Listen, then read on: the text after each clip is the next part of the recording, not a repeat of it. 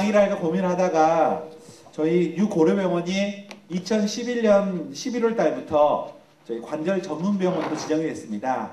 그러다 보니까 최근 들어서는 이제 그것 때문에 수술 상담을 하러 오신 우리 어머니들, 아버님들도 많으시고요. 또 지방에서도 많이 올라오셔가지고 지금 치료를 잘 받고 계시는데요. 우리가 흔히 말하는 관절염, 의사들이 병원에 가잖아요. 그러면은 어디가 아파서 가면은 관절염입니다. 나이 들어서 그렇습니다. 노화입니다. 그렇게 이야기하는데 오늘은 제가 이 무릎 관절염이라는 게 이게 어떤 것을 관절염이라 그러는 건지 한번 저희 의사의 입장이 아니라 환자의 입장에서 한번 설명을 이해하실 수 있도록 설명드려보도록 하겠습니다. 처음에 우리가 엄마 뱃속에서 아기가 태어나잖아요. 그러면은 그 누구도 이 아이가 나중에 관절염이 걸릴 거라 생각을 하지 않습니다. 그러겠죠? 관절이 아프면 안 되니까요. 건강한데. 그런데 시간이 지나서 이렇게 예쁜 관절을 가지고 이렇게 튼튼하고 건강한 관절을 가지셨다가 나이가 들어가면서 관절이 이렇게 부어버리고 계단 내려가는 게 힘들어지고 계단 올라가는 게 힘들어지고 하는 증상이 생기게 됩니다. 그래서 여기 어딘지 아세요? 혹시 가보신 분들 많으실 텐데 예, 장가게라고 하던데요. 이게 전화 여기 다녀오신 다음에 무릎 아프다 많이 오셔가지고 제가 사진 띄워놨습니다. 이거 어딘지 아세요? 여기도 많이 다녀오셨던데요. 이게 이제 천지입니다. 여기 다녀오신 다음에도 많이 아프시다 그러셔가지고요. 저희가 여행 다녀오신 다음에 아프시다는 분들 사진 제가 띄워놔봤습니다. 이게 무릎을 많이 쓰면 이제 열이 나고 많이 아파지시게 되는데 관절염 강의라 그래가지고 이제 강의를 많이 합니다. 이렇게 많이 모이신 자리에서 설명도 드리고 관절염이 어떻다 어떻게 치료해야 된다 설명을 드리는데 고개는 끄덕끄덕 하는데 들어보면 다 끝난 다음에 수술을 해야 된다더라 뭐 해야 되죠?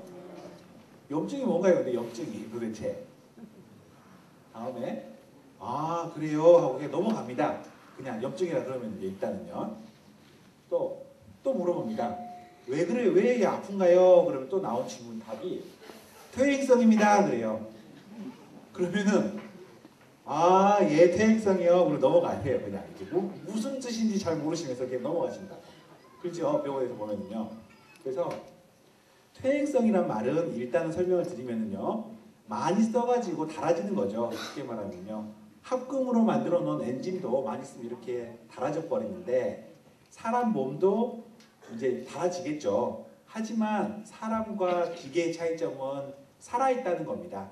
살아있고 피가 통하고 다 재생할 수 있는 능력이 있기 때문에 이렇게 닳아지더라도 다시 생겨나고 근육이 생겨나고 연골이 생겨나고 혈액순환이 다시 되고 해서 좋아지게 되는 건데 하지만은 이 속도가 닳아지는 속도가 더 빨라버리고 재생되는 속도가 늦어지면은 우리가 그런 것들을 노화라 그러고 퇴행성이 진행된다고 설명을 드리는 거죠.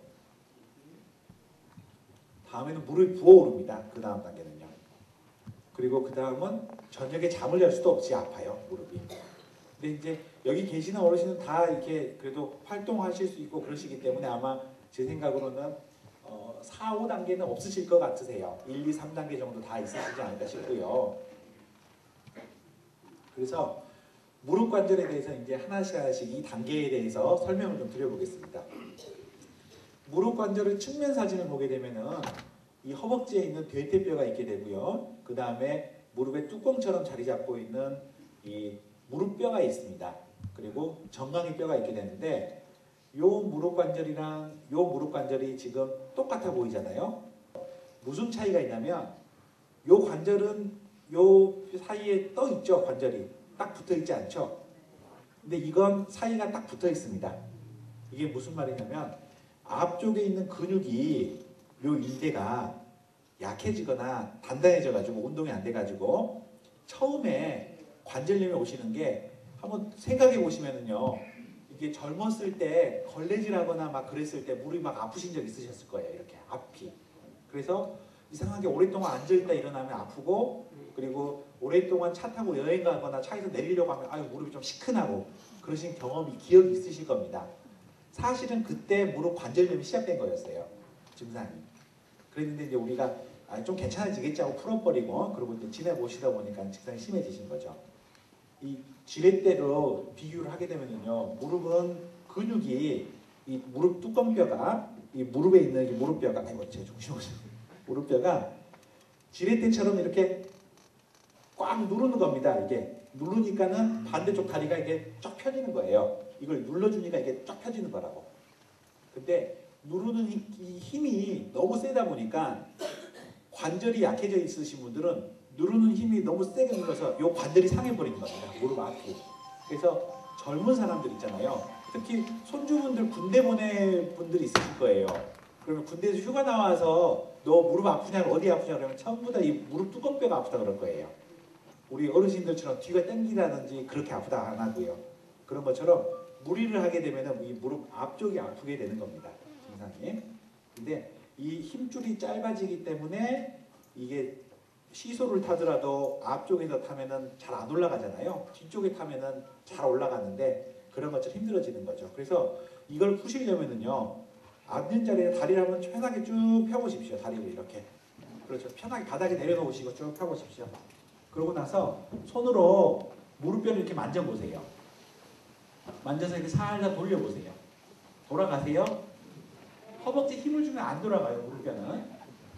그 힘을 빼고 살짝 돌려보세요. 그럼 무릎뼈가 도나요? 이렇게 살짝 돌죠. 이게 장난감 모양이 돌잖아요. 이걸 많이 하세요. 주무시기 전에 아침에 일어나셔서 이렇게 다리 힘 빼고 살살 돌리세요. 이것만으로도 관절의 힘줄이 늘어나는 걸 풀어드릴 수 있기 때문에 관절을 또 예방할 수가 있는 겁니다. 정상을 보는 사진이라 해서 우리가 이제 처방을 하거나 할 때 이걸 사진 스카이라인 사진이다 이렇게 말씀드립니다. 그래서 이게 병명이 있어요. 이렇게 아픈 초기의 증상이 관절염이라고는 하진 않고요. 이제 이때 소견으로는 관절염이 하진 않고 무릎 수유관절의 전방 압력 증후군 이야기합니다. 이렇게 걸레질할 때 아프고 요 무릎 뼈가 여기를 눌러가지고 아픈 거죠. 상태가. 그래서 이렇게 쪼그려 앉아서 운동 많이 하거나 아니면은 군대 같은데 군이라든지 특수한 환경에서 오리걸음으로 기압 한번 받고 나면 무릎 아파버리는 게 이런 것 때문에 그렇습니다. 그래서 이것도 전방 압력 증후군 그렇게 이야기합니다. 그래서 걸레질 못하겠어요 하고 젊은 우리 엄마들 많이 오세요. 또 출산 후에는 연골이 약해져 있기 때문에 출산 후에 좀 이렇게 무리하고 쪼그려 앉아서 뭔 일 해버리면 이런 거 많이 아파서 오세요. 특별하게 처음에는 다 재생하는 능력이 좋기 때문에 관절염 약을 조금 미리 먹고 잠깐 먹고 끊으면 됩니다. 계속 먹는 게 아니라 그럼 또 좋아집니다. 그런데 이게 증상이 계속 지속되다 보면은 연골이 계속 물러내니까 연골 연화증이 와버린다고. 그래서 당구공처럼 딱딱해야 될 연골들이 이렇게 연골이 눌러보면 이렇게 푸석푸석하게 변해버린 겁니다. 그래서 우리 통닭 같은 걸 시켜보면 이렇게 하얗게 보여야 될 연골들이 이렇게 떨어져 나가가지고 이렇게 보이는 거죠. 근데 연골 연화증이라는 것은 이게 떨어져 나간 정도는 아니고 이렇게 말랑말랑하게 변해버린 거죠. 그래서 이런 경우에 이제 무릎 앞쪽이 아픕니다. 이렇게 이야기를 하시게 되는 거고요. 그래서 이 당구공처럼 딱딱해야 되는데 요거 모찌떡이거든요. 그런 것처럼 관절이 약해져 버리면 이렇게 돼버린 겁니다. 그래서 이건 당구공 누르면 안 들어가잖아요. 근데 모찌떡 누르면 쏙 들어갔다가 눌릴 때는 안 아파요. 사람 몸이 원래. 이게 뗄 때 자기 원래 크기로 복원되려고 할 때 스폰지가 이렇게 펴지려고 할 때 당기면서 아파버리는 거라고. 그렇지? 칼국수 만드는 것처럼 이렇게 밀대 같은 거 이렇게 문질러 버리고 어떻게 쫙쫙쫙 늘어나 버리잖아요. 그러는 것처럼 되다 보니까 연골 연화증이 와 있는 상황에서 관절에 운동을 막 해버리고 무리하게 써버리고 연골 연화증이 와 있는데 가만히 앉아 있었더니 주변에 있는 우리 어머니들이 다 이게 운동하면 좋대요. 그래서 같이 걸어 운동하러 갔어요. 그래서 운동장을 한 30분, 1시간씩 같이 놀아 같이 쭉 돌고 오시면은 연골이 계속 문질러지잖아요. 모찌떡 같은 연골이. 그러면은 이렇게 펴져 버린다고 연골이. 그래서 나중에 엑스레이 찍어보면은 뼈가 이렇게 자라 있어요. 보신 적 있으실 거예요. 내 관절 보면 연골이 이렇게 연골 덧 자라 있는 거 그런 거 보신 적 있으실 거예요. 그런 것들을 이제 우리가 골극이라고 합니다. 그래서 골극이 와버리면은 퇴행성 관절로 치면 단계로 치면은요 골극 속에 보이면 3단계가 지나버린 겁니다. 심해지신 거죠. 근데 이게 어느 한순간에 이루어지는 게 아니라 이게 순서대로 진행이 돼가지고 염증이 생겨버리시는 거라고 생각하시면 됩니다. 그래서 골극 같은 것들이 이 관절경으로 보면 이렇게 보이고 엑스레이로 보면은 이렇게 정상 매끄러워야 되는 것들이 이렇게 뾰족뾰족 튀어나오는 게 보이게 되고 연골이 밀려서 생겨버리시는 거죠. 그런데 이제 그런 골극이 관절 안에 생기면 관절에는 이렇게 관절 연골만 있는 게 아니라 C자랑 O자 모양으로 생긴 반달 연골이라는 게 있습니다. 도관이라고 우리 짐승에서 부르는 있게 되는데 뼈가 좋으신 분들은 보통은 처음에 고장이 날 때 관절에 고장이 나는 게 아니라 이런 반달 연골이 찢어지게 됩니다. 그래서 이런 반달 연골 사진 보면 2번이 연골이고요. 1번이 지금 요 반달 연골이 보이는 거고 3번은 우리가 정강이 뼈에 있는 요 관절면을 보는 건데 이 관절 조금 찢어진 소견이시거든요. 근데 요 관절이 반달처럼 생겼다 그래서 반달 연골이라고 그러는데 이 반달 연골이 파열되는 이유가 뭐냐면 운동을 하거나 그래서 젊은 사람들은 갑작스럽게 추락사고가 있다거나 축구를 할 때 확 돌아가거나 꺾이거나 해가지고 위아래 연골이 끼어서 이렇게 씹혀버리는 경우도 있는데 우리 어르신들은 그래서 생기는 게 아니라 그 제가 골극이라고 설명드렸잖아요. 이렇게 문질러 가지고 뼈가 자라 있는 거 그런 것들이 이걸 찢어져 먹어버리는 겁니다. 관절을. 그래서 관절이 보기 난 하나도 안 아팠어요. 엑스레이 찍어보면 관절염이 많이 와 있다 그러는데 나는 안 아팠다고 하시는 분들 많으시거든요. 생각보다. 그런 분들은 예쁘게 달아져 가고 있는 거라고 정상적인 퇴행성 과정을 겪으시면서 내 다리가 적응을 해 가시는 건데 그게 아니라 이제 연골이 이렇게 찢어져 버리고 그러신 분들은 골극이 이 연골을 다 찢어져 먹어버리기 때문에 이게 무릎이 아픈 게 아니라 무릎을 구부렸다 폈다 못 해가지고 병원에 오신다고. 그런 경우에는 이제 젊은 사람들처럼 관절경을 이용해가지고 요 찢어진 연골만 딱 다듬어내고 꼬매놔봤자 치료가 안 돼요. 왜냐면은 맷돌 안에 연골이 들어있는데 콩깍지가 들어있는데 콩깍지 예쁘게 만들어주면 뭐예요? 맷돌이 또 갈아먹어버릴 텐데. 그랑 똑같습니다. 그렇기 때문에 어느 정도의 이게 나이가 지나버리고 관절 골격이 자라있고 그러시면은 수술을 할 때도 시기가 놓쳐버린다고. 관절경을 이용해가지고 레이저를 이용해가지고 수술을 깔끔하게 해드릴 수 있는 게 아니라 그 안쪽에 있는 결국 수술하게 되면은 우리가 썩은 이빨을 씌워드리는 것처럼 인공관절로 바꿔드리는 시술을 하실 수밖에 없는 상황이 돼버리는 거죠. 선택의 여지가 없이 그렇게 되는 거죠. 근데 이제 나는 꼭 이 관절경을 해주세요 그래가지고 이제 잘 설명드리고 해도 한 달 지나면 또 아파버리시거든요. 관절이 어쩔 수 없이. 그러면은 관절경을 수술했는데 아무 효과 없다고 처음부터 인공관절 해야 된다고 했는데 요즘에는 이게 인공관절 수술이 좀 보편화 됐는지요. 50대이신 분들만 오세요. 인공관절 수술해달라고. 근데 해드리지는 않아요. 저희들이. 그 50대에 오신 분들은 인공관절 수명이 아주 길어졌다 하더라도 한 번 수술 더 하셔야 되는데 그건 굉장히 힘든 과정이시고 고달프시기 때문에 수술하지 않습니다. 그런 경우는. 그래서 최소한 55세 이상 되셔야 되고 바람직한 것은 폐가 지나신 다음에 수술하시는 게 제일 좋으시죠. 한때 말씀드리면. 그래서 이제 연골이 반달 연골이 하는 기능 자체가 이 정강이에 있는 뼈와 대퇴 뼈가 구부렸다 폈다 할 때마다 매끄럽게 움직여지면서 관절이 계단 오르내릴 때 앞뒤로 빠지지 않는 역할을 해야 되는데 그 기능이 되지 않으면 이렇게 무릎 앞이 딱 잠겨가지고 아파버립니다.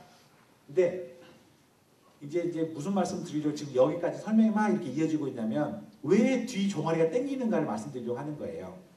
도가니가 해져버리면은 퇴행성 관절이 와가지고 해져버리면은 무릎을 구부릴 때 이 도가니가 끼어들어가지 말아라고 뒤쪽에서 당기는 근육이 있습니다.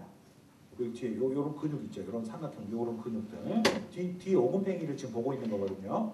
요 근육이 있게 되는데 관절이 끼게 되면은 얘는 순진해가지고 계속 일을 하는 거예요. 끼지 말아라고 용을 쓰고 있는 거예요. 뒤에서 끼지 말아라고 당기고 있는 겁니다. 하지만 관절이 끼게 되면 아프거든요. 그러다 보니까 종아리 뒤가 당기고 아프게 되는 겁니다. 그러니까 내가 이제 우리 어머님이 무릎이 앞이 아팠다가 좀 아프고 종아리 뒤가 당긴다 그러면은 내 무릎 안에 있는 뒤쪽에 있는 도가니도 해졌구나 지금 많이 상해 있구나 생각하셔야 돼요. 이런 증상이 있으신 분들은요 쪼그려서 오랫동안 일하시면 안 됩니다. 그러시면 어느 순간인가 확 찢어지면서 다리를 펴지지 못해가지고 병원에 오신 분도 있으시고요. 그 다음에 오래 쪼그리고 앉아 계시면 뒤쪽이 더 당기고 더 상해가지고 관절에 물이 차버리는 경우도 있으세요. 그래서 그래서 이제 우리가 하시려고 하는 운동이 아쿠아로빅이라고 해가지고 물속에 사는 에어로빅 아시죠? 이걸 하라고 하시는 이유, 하라고 하는 이유가 물속에서 하니까 몸무게가 가벼워지잖아요. 그러니까 이게 쿵쿵 뛰어다니고 운동을 하시더라도 도가니를 짓이기지 않으니까, 끼지 않으니까 이제 이런 운동 하시라고 저희가 말씀드리는 겁니다. 이제 이런 것들 다 부력을 이용해 가지고 관절에 물이 차는 건데, 이 부력이라는 슬라이드 제가 만든 이유가 뭐냐면 예전에는요, 저희가 처음 제가 이제 이렇게 의사생활 시작할 때만 하더라도 무릎에 관절이 물이 차 있으면 무조건 뺐다고. 물 찼네요. 물 빼드릴게요. 뺐다고. 근데 요즘에 물 안 빼요. 저희들이. 왜냐면은 물 자체, 성분 자체가 관절을 보호하기 위해서 내 몸에 물이 만들어지는 겁니다. 그래서 물이 들어있어야지 관절이 덜 진리게질 거 아니에요. 그러니까 필요하니까 우리 몸에서 물을 만들어내가지고 하는 겁니다. 근데 우리 몸에서 아프면 물이 빠져버리는 곳이 있어요. 어디냐면 어깨입니다. 그래서 무릎은 아프면은 관절에 물이 차가지고 이렇게 부어오르고 그러지만은 어깨는 아파버리면은요, 움직이면 아프니까 물이 빠져가지고 어깨에 굳어버려요. 이렇게 50견이 와버린다고 우리가. 근데 50견 하니까 우리 이제 이른 먹으신 우리 할아버님이 오셨는데, 우리 아버님 그 50견 왔습니다 그랬더니 내 나이가 50인데 무슨 50견 지금 몇 살인데 50견 왔다 그러냐고 뭐 화를 내시더라고요. 근데 그게 아니라 50견이란 말은 예전에는 MRI도 없었고 증상이 없었고 평균 수명이 다 낮았고 노동을 많이 하셨잖아요. 그러다 보니까 50대쯤에 어깨 관절이 상해가지고 굳어져 버리는 증상을 그냥 다 50견 그렇게 진단을 내렸습니다. 그래서 50견이라는 말이 굳어졌고 어깨가 굳었습니다라는 표현을 50견입니다라고 말씀드리는 거거든요. 근데 그 이유가 어깨 관절에 있는 물이 말라버린 거예요. 그래서 50견 치료하는 방법 자체가 관절에다가 물을 넣어드리는 치료를 하기도 합니다. 저희들이 무릎에 연골 주사 드리는 것처럼. 그래서 관절에 물이 차게 되면 MRI 보시게 되면 이렇게 하얗게 물이 들어있는 걸 보시는 경우도 있으실 거예요. 많이 보시고. 또 이렇게 뵈니까 제가 병원에서 뵀던 우리 어머니들 많이 계시네요. 그래서 제 설명드리는 분도 있고 그러실 것 같아요. 네? 그래서 무릎이 붓는 것도 짓이겨지다 못하니까 이제는 물을 차가지고 내 몸이 이거 심각하구나. 내 무릎이 더 이상 이건 충격이 가면 안 되겠다 해가지고 물을 만들어내는 거라고. 그래서 처음에 땡기는 증상은 하는 거지만 물을 차는 증상은 이제 연골도 상하기 시작하고 이건 이대로 내 체중이라도 실어버리면 무리가 가니까 내 몸에 이제 사인을 보내는 거죠. 물을 차가지고 덜 아프게 하려고요. 그래서 이렇게 물을 빼면 이렇게 노랗게 고름이 나오는 경우도 있고 하는 거 있는데 이제 물을 빼는 길이 여러 가지가 있어요. 저희들이 이게 주차도 평행 주차가 있고 막 이렇게 하는 주차가 있고 수영도 자유형 뭐 하는 것처럼 이것도 물 빼는 것도 여러 군데가 있습니다. 그래가지고 방법이 있어서 아픈데 안쪽이 무릎 아픈데 예를 들어서 무릎에 주사를 드릴 때 바깥쪽으로 드리면 나는 왜 안쪽이 아픈데 왜 바깥쪽에 주냐 그런 분도 있고 어깨가 아파서 주사 받으러 오셨는데 저희 병원도 그래요. 저희 원장님은 주사를 앞으로 드리고 어깨 주사를 저도 뒤로 드리거든요. 근데 노는 길이 있습니다. 여러 가지 방법이 있습니다. 그러니까 치료할 때 궁금하면 물어보시면 되는데 혼자서 막 이렇게 궁금증을 안고 가셨다가 마지막에 한 번씩 물어보시는 분들이 있으시더라고요. 왜 주사를 나는 앞이 아픈데 뒤로 주냐, 바깥쪽이 아픈데 안쪽으로 주냐 그런 말씀 하시는 분들이 간혹 있으세요. 근데 약효는 똑같습니다. 관절 안에서 일하는 거니까 약을 넣어드리는 거니까 그래서 제일 안전한 곳으로 자기가 익숙한 곳으로 주사를 드리는 겁니다. 그런데 이제 무릎을 정확하게 보기 위해서 사진을 찍어보는 것 중에 하나가 이 고관절에서부터 발까지 사진을 찍어보는 겁니다. 이 사진 찍어보신 분들이 계실 거예요. 이 사람 몸이라는 것은 이 척추가 바로 서야 되고 골반이 반듯한 상황에서 일어섰을 때 고관절에서부터 발목까지의 선을 딱 그려보면요, 무릎이 요 무릎의 정중앙을 지나야 됩니다. 요 선을 그어보면요. 그런데 이걸 한번 보시게 되면은 정중앙에서 발목에 선을 그었더니 무릎이 여기 있으면 안쪽으로 빠져버리죠. 지금 오다리가 돼버릴 겁니다. 관절이 지금. 그러니까는 걸을 때마다 체중이 내 무릎으로 가는 게 아니라 이 안쪽으로 가니까 다리가 점점 오다리가 되면서 이렇게 아파버리시는 거라고. 걸음걸이가. 이런 분들은 걸음걸이가 이렇게 디디면 안 되니까 다리를 튼다고, 밖으로 틀기도 하고 안으로 틀기도 한다고. 그러다 보면은 허리도 안 펴지니까 허리도 나빠져 버리시고 관절도 어긋나 버리고 계속 이렇게 악화가 돼 버리시는 거죠. 자동차로 치면은 얼라이먼트가 안 맞는 겁니다. 정렬이 안 맞는 거예요. 이게 무릎 관절이. 그래가지고 타이어가 편마모가 된다 그러잖아요. 한쪽만 달아지고 한쪽은 멀쩡하면서 그렇게 되는 것처럼 관절도 이런 편마모가 되는 것처럼 상해버리는 거죠. 이렇게 관절이 정중앙을 지나야 되는데 정중앙을 지나지 않으면 편마모가 돼버리는 겁니다. 그래서 관절염을 치료하는 방법 중에는 예전에는 레이저 수술만 있었고 그 다음에 인공관절 바꾸는 수술만 있었는데 요즘에는 그렇게까지 하는 게 많고요. 이건 유럽에서 보편화된 수술 방법이긴 한데요. 관절을 요 각도를 재가지고 그 각도만큼 펴드리는 겁니다. 뼈를 일부러 금을 가게 해가지고 관절을 펴가지고 이 뼈를 맞춰서 정렬 상태를 딱 맞춰드리는 거죠. 그러면은 무릎 관절이 한쪽만 계속 달아지게 하는 게 아니라 전체적으로 달아지게 만들어가지고 그 수명을 연장하게 할 수도 있고 또 잘 관리하셔서 예쁘게 달아진다면은 나중에 인공관절이라든지 그런 관절염 걱정 없이 쓰실 수도 있게 하는 수술 방법이 있습니다. 그런 방법이 있고요. 그래서 이렇게 정렬을 보면은 이렇게 어긋나 있는 이렇게 되는 거죠. 그래서 이걸 막으려면 어떻게 해야 되느냐? 무릎이 안쪽으로 들어가는데 계속 아파요. 그럼 어떻게 해야 되냐면은 그 앉은 자리에서요. 자, 우리가 다리를 한번 모아 보시는 겁니다. 이 주먹이 계란이다 생각하시고 이 무릎 사이에 한번 끼워 보세요. 이렇게 무릎 사이에 끼고 다리를 이렇게 꽉 오므려 가지고 무릎을 한번 계란을 끼워 보세요. 한번 힘줘서 꽉 모아 보세요. 다리를 이렇게 오므려서. 네? 꽉 오므려 보세요. 자, 속으로 하나, 둘, 셋, 넷, 다섯, 여섯, 일곱, 여덟, 아홉, 열 하고 힘내시고 또 한번 해볼게요. 자. 하나, 둘, 셋, 넷, 다섯, 여섯, 일곱, 여덟, 아홉, 열 하고 힘내시고 꽉 주시고 하나, 둘, 셋, 넷, 다섯, 여섯, 일곱, 여덟, 아홉, 열 힘 빼고 이 운동만 많이 하셔도 다리가 이렇게 정렬이 어긋나 있는 게 진행될 수밖에 없거든요. 하지만은 요 관절 안쪽으로 해가지고 지금 이 근육이 바깥쪽은 근육이 많아요. 사람 다리가. 그래서 버티는데 안쪽은 요 근육 3개밖에 없다고. 3개. 그래서 이 3개의 근육을 슬개근이라고 그러는데 이 근육을 키워가지고 짝짝하게 만들어 놓으면은 자동차로 치면 스프링을 좋게 만드는 거, 쇼바를 좋게 만드는 거 똑같다고. 그래가지고 퇴행성 관절을 좀 막을 수가 있고 그렇습니다.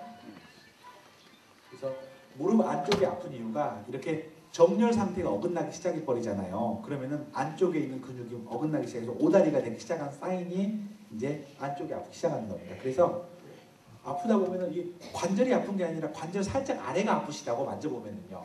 아프다 그러실 때 그 주변을 보시든 한번 해보시면 이렇게 느껴보시면 그러신 분들이 있어요. 그 이유가 요 근육이 붙는 자리가 아프신 거예요. 이 근육이 일을 너무 많이 해가지고 근육에 힘은 없는데 그래서 관절이 아픈 게 아니라 관절 밑에가 아파요. 그래 뼈가 아파요. 그러시면서 병원 오시게 되는 겁니다.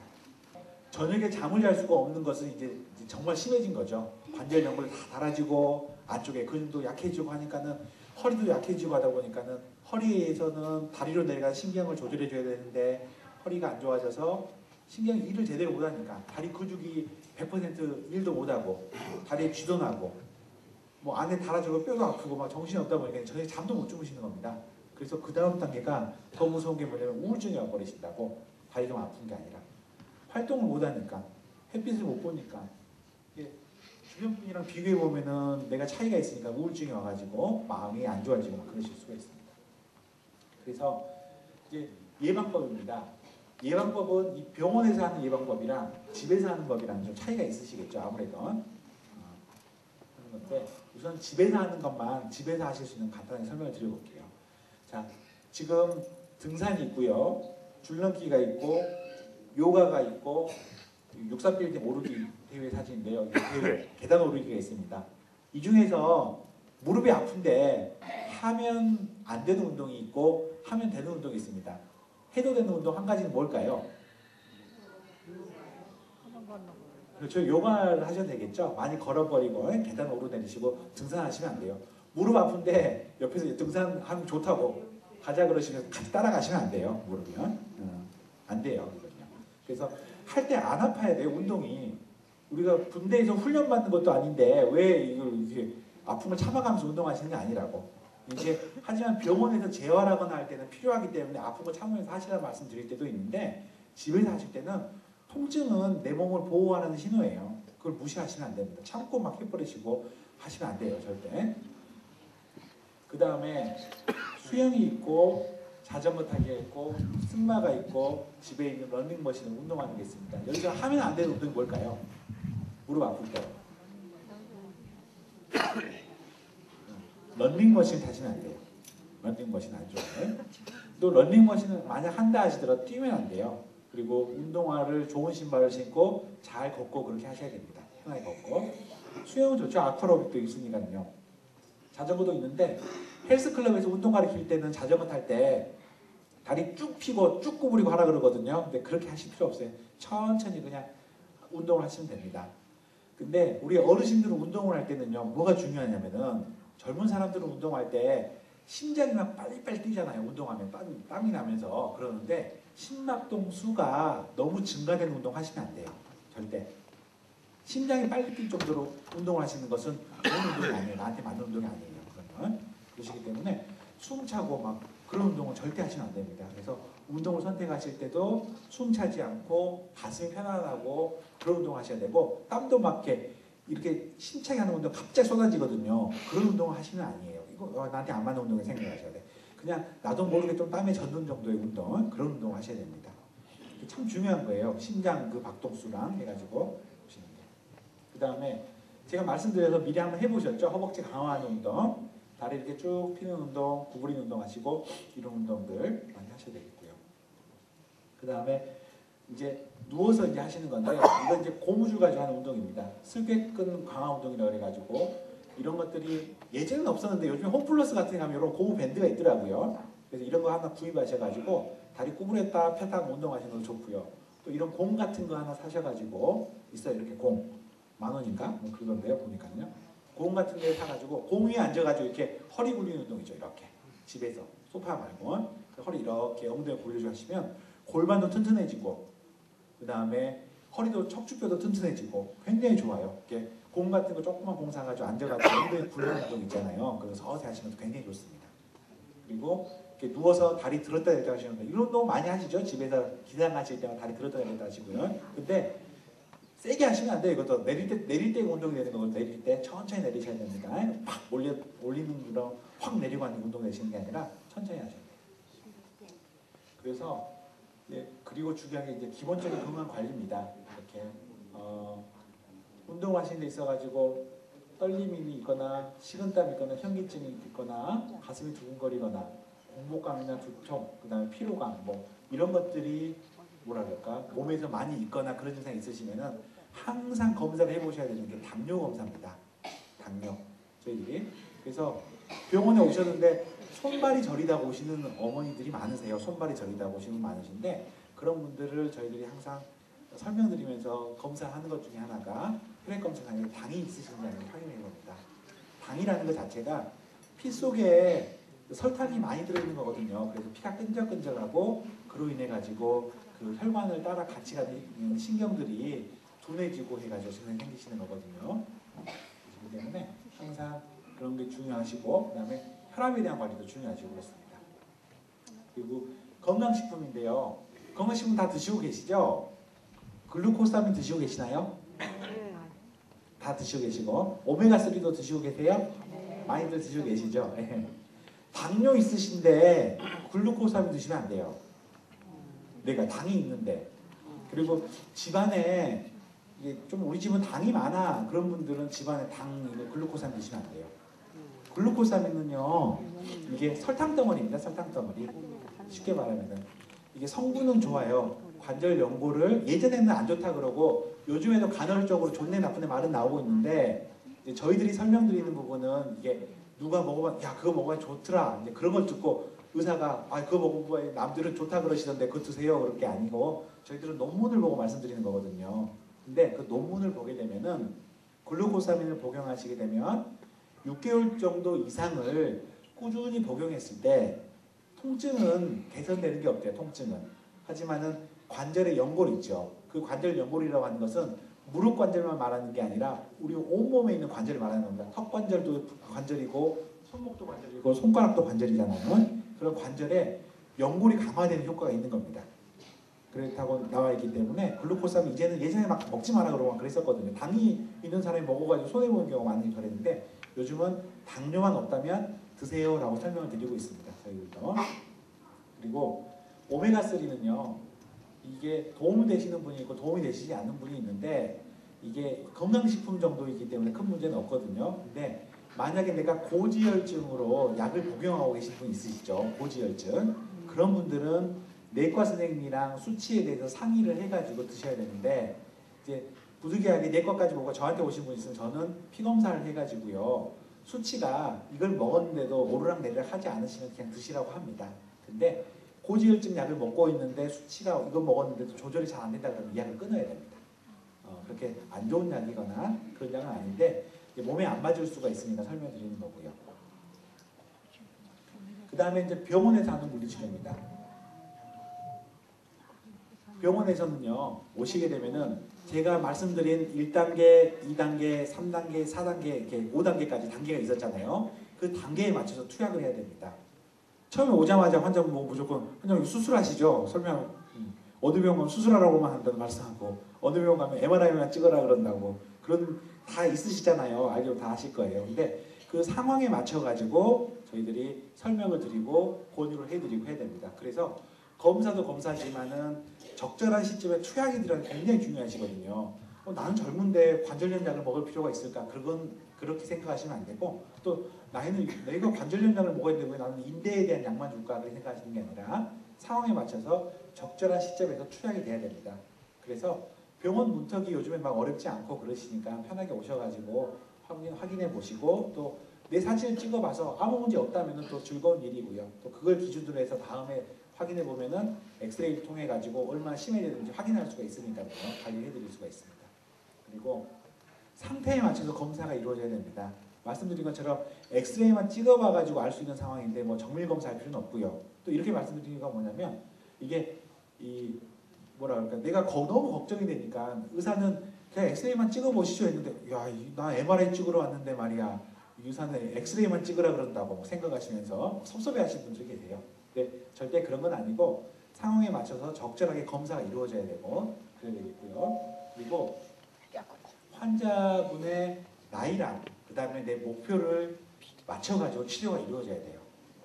예를 들어서 나는 좀 아파요. 저녁에 잠도 못 자긴 해요. 그래도 나는 이 정도면 생활할 수 있겠어. 약 먹으면은. 그런데 그 환자분에게 이 환자분 이건 뭐 수술을 해가지고 이렇게 좋아지셔야 됩니다 하고 유도를 하는 거 있잖아요. 물론 그런 것도 좋은 치료일 수 있겠는데 상태에 맞춰가지고 치료가 이루어지는데 그 결정을 의사가 하는 게 아니라 환자분이랑 눈높이를 맞춰야 돼. 그게 중요한 것 같아요. 보면은요. 치료를 하는 데 있어서. 그래서 딱 들어가서 보면은 이게 이렇게 수술만 권해가지고 수술이 이루어지면 치료가 이루어져 버리거나 그래도 안 되고 또 수술을 하는 게 좋은데 우리가 수술하는 병원이 아닌 경우에 또 그런 경우가 있거든요. 수술할 정도 시점 내에 보내드려야 되거든요. 수술할 수 있는 병원으로. 그러지 않고 그냥 마냥 붙잡고 마냥 주사만 놔버리는 경우가 있어요. 또 그것도 안 좋아요. 사실은. 그리고 또 수술하지 않고 재활로 좀 지켜볼 수도 있는 환자를 그냥 수술 막 해버리는 것도 좋은 것도 아니고 그래서 그 목표치를 상의해가지고 내가 운동할 딸이 아니고 나는 좀 아프지만 않으면 되겠습니다. 아니면 나는 이걸로 사이클이라도 좀 타고 운동을 해야 되겠습니다. 나는 이걸로 사회생활 좀 해야 되겠습니다. 그럼 거기에 맞춰 수술이 이루어져야 되고 수술하는 방법도 거기에 맞춰서 진행이 되어야 되기 때문에 그런 부분도 정말 충분하게 상담이 이루어지고 충분하게 대화가 돼야지 결정될 수 있는 것 같습니다. 그 다음에는 사회 경제적인 비용을 고려해야 됩니다. 이런 것들이 무슨 말이냐면요.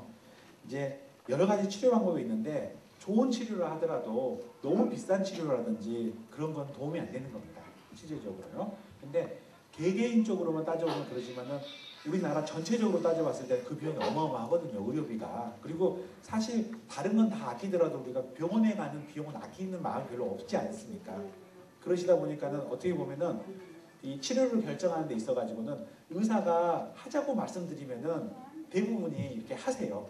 왜냐면 이게 좋은 건데 왜 굳이 안 하겠어요. 당연히 내 도움이 되는 건데. 그렇기 때문에 때로는 제가 말씀드리는 게 이게 꼭 해야 되나요? 라고 물어는 보셔야 됩니다. 이게 꼭 내가 봤을 때 너무 비싼 것 같아. 그리고 뭔가 계속 권유만 하는 것 같다. 그러시면 꼭 이거 해야 되나요? 왜 필요한가 물어보셔야 된다고.